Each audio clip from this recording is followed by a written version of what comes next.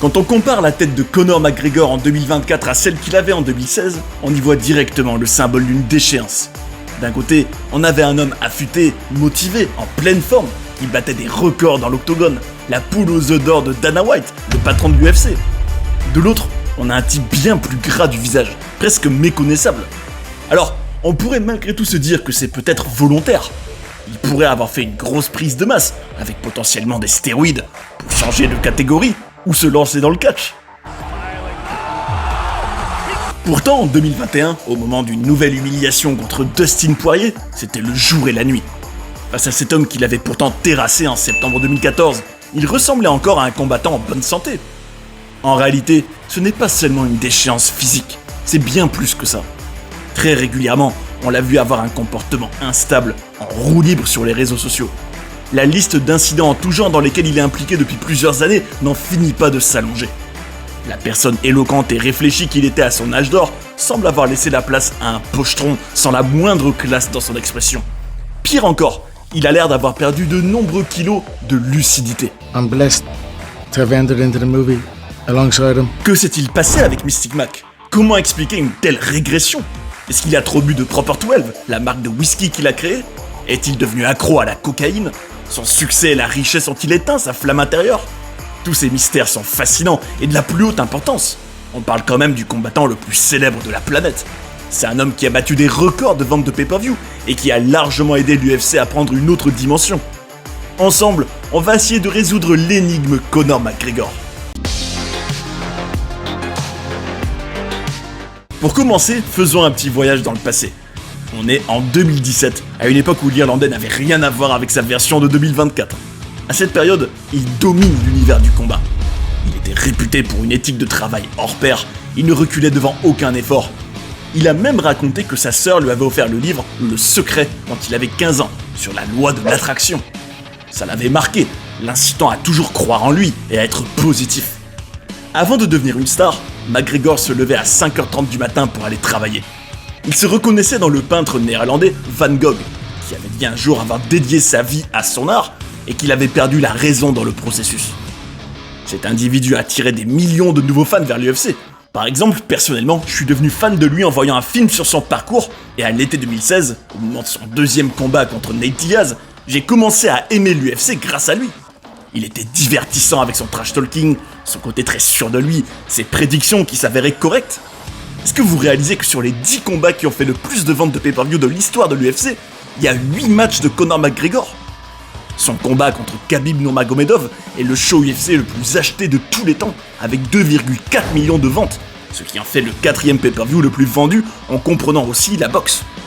Son match contre Floyd Mayweather à l'été 2017 a généré 4,3 millions d'achats, le 2e meilleur chiffre de tous les temps. On parle de quelqu'un qui, dans son ascension, avait battu le champion José Aldo par KO en 13 secondes, qui avait été quasiment invincible jusque-là. Il était imbattable, à l'exception de 2 combats en 2008 et en 2010 qu'il avait perdu par soumission. Ça semble anodin, mais ça aura son importance par la suite, vous verrez. On peut même considérer qu'il a eu un rôle important dans la vente de l'organisation pour 4 milliards de dollars en juillet 2016. Dans son ascension, Conor dit avoir dédié chaque seconde de sa vie à l'amélioration de son art à lui, à une poursuite de la perfection. Il avait déclaré qu'avoir les ceintures des divisions poids plume et poids léger était son grand objectif. Après plusieurs années de travail acharné, c'est devenu une réalité. En novembre 2016, il est devenu double champion, c'est-à-dire qu'il était champion dans 2 catégories en même temps. C'est une performance unique et historique qu'il fait rentrer dans la légende. Sa notoriété lui permet d'obtenir un combat de boxe contre Floyd Mayweather le 26 août 2017. Ce face-à-face avec le boxeur invaincu lui fera empocher un pactole de 100 millions de dollars malgré une défaite. Quoi qu'il en soit, la visibilité de cette affiche était colossale. On parle d'un événement international avec des chiffres impressionnants. À ce moment-là, posons-nous des questions essentielles. Comment garder la rage de vaincre quand l'argent n'est plus du tout une motivation ? Évidemment, on pourrait parler de passion, d'être un winner dans l'âme. Mais Conor est un ancien plombier qui devait combattre pour échapper à la pauvreté. Désormais, il est comblé matériellement. Il a pu s'acheter tout et n'importe quoi sans la moindre limite, pour sa femme aussi. Que lui reste-t-il à conquérir ? Comment rester un chien qui travaille sans relâche quand tout un environnement nous pousse au laisser-aller ? C'est là le gros défi pour l'Irlandais. Une fois arrivé au sommet, comment y rester? Et surtout, avec dignité.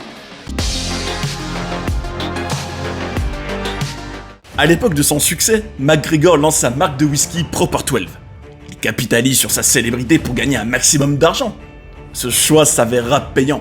Quelques années plus tard, il revendra ses parts dans l'entreprise et touchera pas moins de 150 millions de dollars.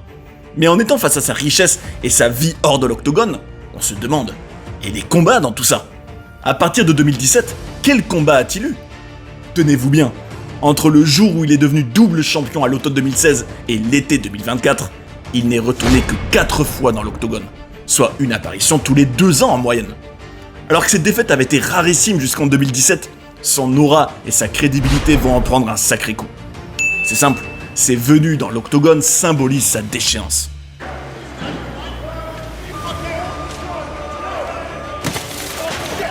Quand il revient à l'UFC à l'automne 2018 pour affronter l'homme qui a désormais la ceinture poids léger, Conor est face à un défi de taille. Khabib Nurmagomedov est un Russe invaincu, très discipliné, spécialiste de lutte et de soumission, le point faible de l'Irlandais. Ce n'est pas tout. Les mois menant au combat seront d'une laideur absolue, même si ça a donné envie à des millions de fans de voir le match. Conor prenait mal le fait que Khabib soit allé recadrer son ami Artem Lobov. Il tentait de l'attaquer dans un bus de l'UFC avec un chariot, faisant plusieurs blessés au passage. Cela entraînera même une arrestation. Leur conférence de presse à quelques jours du combat sera la plus sombre de l'histoire de l'UFC. Et c'est pas moi qui le dis, c'est Dana White, le grand patron. Les attaques personnelles de McGregor rendaient la défaite interdite pour lui, au risque d'être ridiculisé pour toujours. Mais le 7 octobre 2018, le Russe le soumettait au 4e round après l'avoir dominé tout au long du combat. Cette honte absolue de perdre de cette manière contre l'Aigle, après tout son comportement en amont, va-t-elle le hanter? Cette humiliation en octobre 2018 l'a-t-elle traumatisé à un point il ferait tout pour l'oublier, quitte à même être dans le déni? Quand vous allez découvrir toute la suite, vous verrez que c'est une possibilité plus qu'envisageable. Ce n'est que début 2020 qu'on le retrouvera dans l'octogone. Entre-temps, il avait été suspendu par l'organisation et il avait même annoncé sa retraite. Dans sa préparation de son combat contre Donald Cerrone, on voyait un Conor plus fair-play, moins véhément. Mais faut être honnête, Cerrone n'était plus la meilleure version de lui-même. On aurait davantage dit un match organisé pour redonner du momentum à l'Irlandais et le crédibiliser un peu. Il gagnait par KO technique en 40 secondes. Comme un symbole, après avoir vaincu son adversaire, il avait l'air de le consoler de manière très solennelle. Ensuite, la grand-mère de Donald le prenait même dans ses bras. En janvier 2021, avant de réaffronter Dustin Poirier presque 7 années plus tard, on avait droit à un McGregor presque angélique. Il était gentil, respectueux de son adversaire, déterminé à soutenir financièrement la fondation de Dustin, humble, lucide. Il en ressortait sonné par un TKO et boiteux. Alors que quelques années avant, il était bien meilleur que Poirier. Là, il se faisait terrasser par lui. Une métaphore parfaite de sa régression. En voyant les mois suivants, c'est comme si la patate de Poirier l'avait renvoyé dans son côté sombre. Avant de faire face à Poirier pour la 3e fois, il l'insultait. Il lui manquait de respect. Dustin le critiquait pour ne jamais avoir fait le moindre don à sa fondation, ce qu'il avait pourtant promis. À coup sûr, derrière la façade de l'arrogance, ces quelques combats ont laissé des traces mentalement. D'une perspective neurologique, on imagine qu'il n'est pas sorti indemne de ces dernières années. Comment se sent-on lorsqu'on se fait étrangler en étant complètement vidé par un Khabib à l'emprise intense? Comment se sent-on quand on finit sonné après une patate de Dustin Poirier?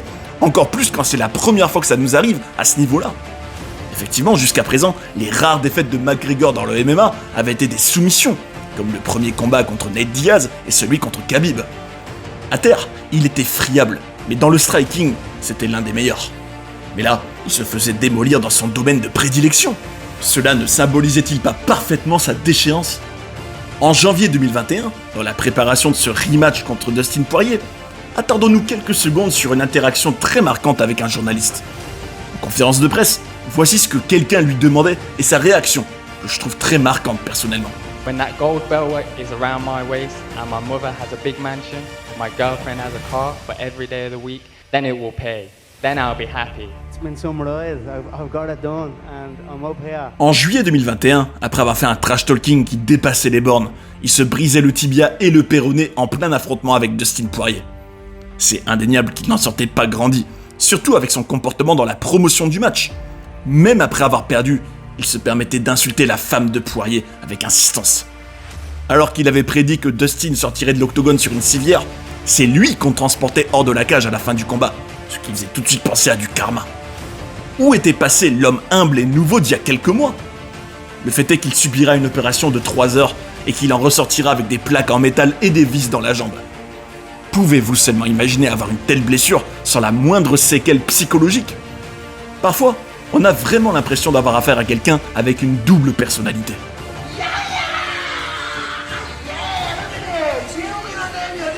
McGregor est-il dans une lutte intérieure avec une autre partie de lui-même ? Quand on le voit s'exprimer calmement et plein de motivation, remerciant même Dieu au passage après son opération, on se dit qu'il s'est remis au pli. Pourtant, 2 ans plus tard, ce même individu était capable de mettre une droite à une pauvre mascotte qui n'avait rien demandé.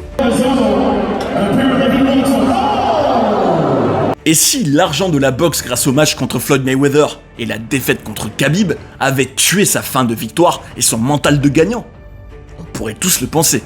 Mais accrochez-vous, parce qu'il y a peut-être des explications bien plus profondes derrière cette déchéance. Dans cette grande dégringolade, vous allez voir qu'un autre détail a toute son importance. Après sa blessure à l'été 2021, Conor prend la décision de se retirer du testage de l'USADA.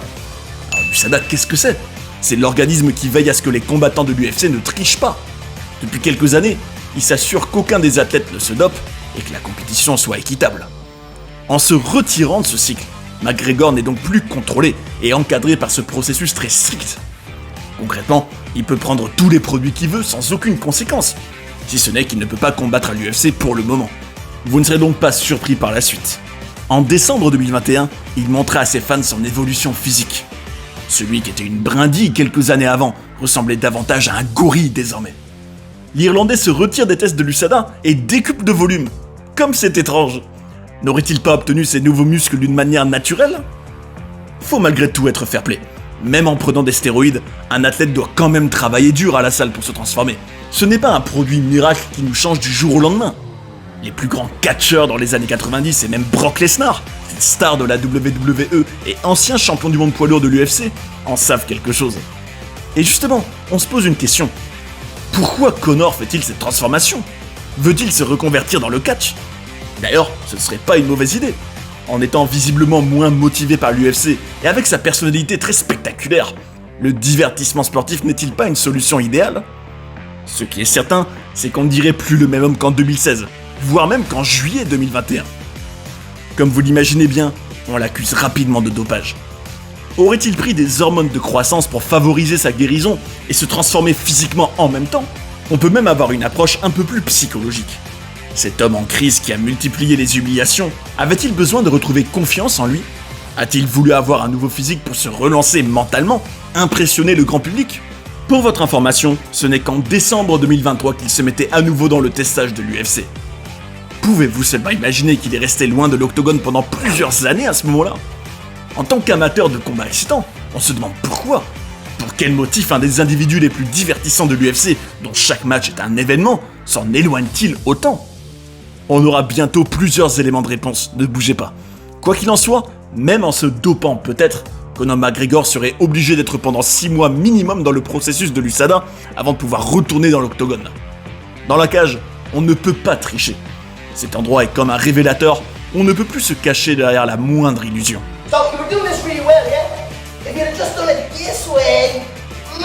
Alors on constate cette transformation de l'Irlandais.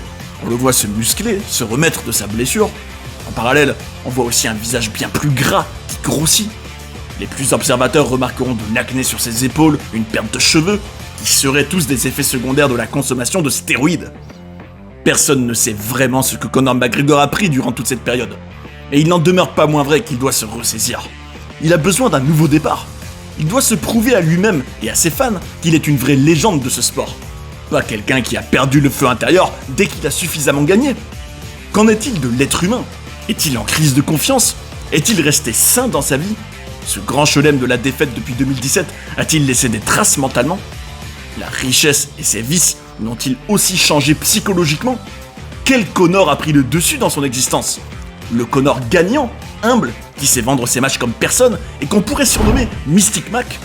Ou le Conor sans flamme et en roue libre, qu'on pourrait renommer Mac Tapper? Pas plus tard qu'en janvier 2021, dans la préparation de son rematch contre Poirier, il était posé en interview, calme, modeste, positif, pacifique et gentil avec Dustin. Quelques mois plus tard, toujours en interview, il ne tenait pas en place. Il criait, il était vulgaire, imbu de lui-même. Conor McGregor serait-il un ange et un démon en même temps? N'est-ce pas ce qui caractérise les personnes alcooliques ou qui se droguent? Sans aucun jugement, bien sûr. En étant sous l'emprise, un autre aspect de la personnalité prend totalement le dessus. C'est clairement visible qu'il a consommé de l'alcool, et pas qu'un peu. En public, on le voit régulièrement avec un verre à la main, voire même avec une bouteille de Proper 12.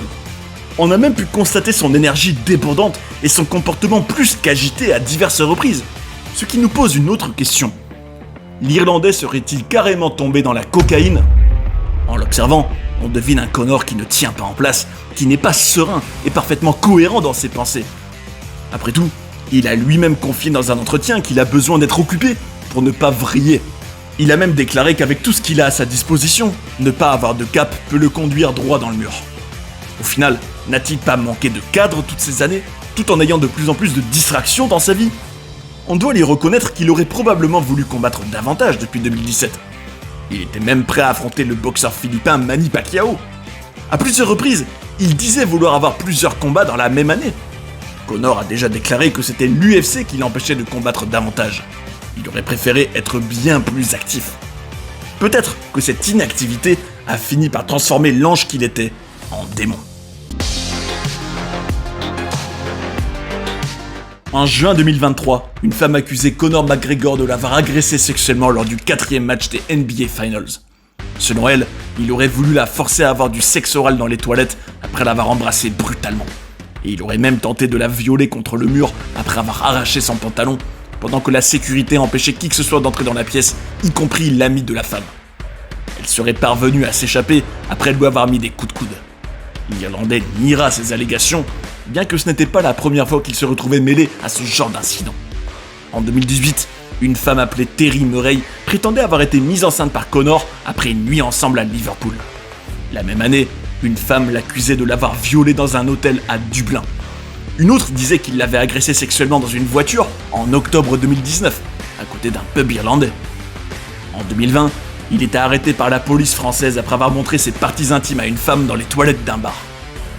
Bien qu'on ne dispose d'aucune preuve indéniable de sa culpabilité dans ces différentes histoires, et que ces accusations semblent avoir mené nulle part, il faut rappeler qu'il est en couple avec Dee Devlin depuis 2008, avec qui il a eu 3 enfants, et qu'il prévoyait toujours d'épouser en 2023. Certains internautes se sont même demandé si Conor ne refusait pas de se marier depuis toutes ces années. En effet, en étant marié, ses aventures extra-conjugales en tout genre permettraient un divorce dans lequel il perdrait une partie de sa fortune. Depuis novembre 2017, il a aussi multiplié les excès de vitesse en voiture. Il a déjà été arrêté pour avoir conduit sans permis. N'oublions pas que son attaque du bus où se trouvait Khabib en avril 2018 lui avait valu d'être arrêté. Ce jour-là, ses actes avaient brisé la vitre du véhicule et blessé plusieurs combattants. Dana White condamnera son comportement en le décrivant comme dégoûtant. Il s'en était sorti en payant pour tous les dommages, en ayant 5 jours de service communautaire et un cours de gestion de la colère. En mars 2019, un fan essayait de le prendre en photo à Miami Beach, mais Conor attrapait son téléphone et l'explosait par terre. Cela le mènera en cellule pendant plusieurs heures, avant d'être relâché après avoir payé une caution de 5000 $. Un mois plus tard, il trouvera un arrangement avec la victime qui abandonnera toutes les poursuites. En août 2019, il frappait un client dans un bar qui avait apparemment refusé de prendre des shots de son whisky Proper 12, un homme de 50 ans. En octobre 2021, le DJ italien Francesco Facchinetti accusait Conor de l'avoir frappé et de lui avoir brisé le nez près d'un hôtel à Rome. Ce soir-là, l'Italien et sa femme faisaient la fête avec Conor McGregor et Dee Devlin, qui venaient de faire baptiser leur 3e enfant au Vatican. En juillet 2022, une femme d'une 40aine d'années l'accusait de l'avoir agressé physiquement sur un yacht à Ibiza, en Espagne. Lors de sa célébration d'anniversaire, il l'aurait frappé et lui aurait mis un coup de pied, menaçant même de la noyer. Fin 2021, on le voyait jeter une boisson sur le rappeur Machine Gun Kelly. En 2019, dans un tweet qu'il avait supprimé dans la foulée, il se moquait de la religion de Khabib Nurmagomedov. Il disait que sa femme était une serviette, manquant de respect envers son voile islamique. Dans leur conférence de presse avant leur combat, il voulait faire boire du whisky à Khabib, une insulte envers ce dernier qui ne boit pas d'alcool en tant qu'homme très religieux. Lors de son 3e combat contre Dustin Poirier, l'Irlandais lui faisait des gestes imitant un pistolet et proférait des menaces de mort envers lui après sa défaite. Après que Khabib ait félicité Poirier pour sa victoire en juillet 2021 en disant que le bien triomphait toujours du mal, Conor rétorquait en se moquant de la mort du père de Khabib. En le voyant promouvoir le film Roadhouse, dans lequel il avait tourné avec Jake Gyllenhaal, comment ne pas être choqué par son comportement en interview? Ceux qui ont aimé Conor dans son âge d'or avaient du mal à le reconnaître. He gave me guidance, and I just took it. You know, we had a good rapport on set. Ses blancs, ses hochements des épaules, son regard totalement perdu, comme s'il était ailleurs, laisseraient croire qu'il était sous l'emprise de la drogue. Mais sans aucune preuve, on ne peut rien affirmer avec certitude. Face à tous ces incidents et ces accusations, on se pose une question. La célébrité et la richesse ont-elles révélé le vrai visage de Conor McGregor? Malgré tout, il ne s'agit pas d'être dans les extrêmes ou la diabolisation. Durant toutes ces années, on l'a aussi vu montrer un bien meilleur visage. Alors, on ne peut que se demander si cet ancien maître de l'octogone n'est pas un ange et un démon en même temps. En juin 2024, tout semblait réuni pour ce nouveau départ tant attendu de Conor McGregor. Après toutes ces années d'inactivité, il était prêt à revenir dans l'octogone. On avait eu la chance de le revoir comme coach dans l'émission The Ultimate Fighter. C'était agréable de le ressentir investi dans l'univers de l'UFC. Du moins, il en donnait l'impression. On le regardait s'effriter avec l'autre coach et futur rival dans la cage, Michael Chandler. Avec en plus une défaite totale de ses poulains face à ceux de son adversaire, on attendait avec encore plus d'impatience leur rencontre dans l'octogone. Pendant des mois, on attendait que tout s'officialise et on avait hâte de retrouver l'Irlandais dans le combat 3 ans après. Mais quelques jours avant la rencontre, qui était prévue pour l'UFC 303 le 29 juin, c'est la catastrophe. Il se blesse durant l'entraînement et doit annuler sa participation au combat. 3 ans après sa dernière apparition dans l'octogone, les fans doivent encore attendre avant de le revoir. On ne saura pas encore quel Conor McGregor a pris le dessus. La rage de vaincre est-elle de retour? Est-il toujours embourbé dans ses vices? On finira bien par le savoir, car comme on l'a vu dans tout son parcours, l'octogone ne ment jamais. I'll die a crazy old man. Et c'est ainsi que se termine cette vidéo sur l'énigme Conor McGregor. On a pu se rendre compte qu'il est un individu avec plusieurs facettes. Tout porte à croire qu'il a fini par complètement changer, même s'il est le seul connaisseur de la vérité dans cette histoire. C'est lui qui se regarde dans le miroir et qui sait ce qu'il a fait ou pas. C'est aussi entre ses mains de faire un retour triomphal à l'UFC ou d'enterrer sa carrière pour de bon. Personne ne pourra nier en tout cas qu'il a profondément impacté l'organisation. Il y a un avant et un après Conor McGregor. De son côté, il a plus gagné d'argent que n'importe quel combattant dans le MMA. Ça me fait vous poser une question, à laquelle je vous invite à répondre en commentaire. Est-ce qu'à vos yeux, ces centaines de millions de dollars qu'il a gagnés étaient en réalité un cadeau empoisonné? Et si vous avez envie de découvrir des scandales et des controverses autour de l'univers du combat et de ses plus grandes stars, cette playlist devrait beaucoup vous intéresser. J'espère que vous avez passé un bon moment et je vous invite à rester sur Fight City Stories pour en voir d'autres. A tout de suite.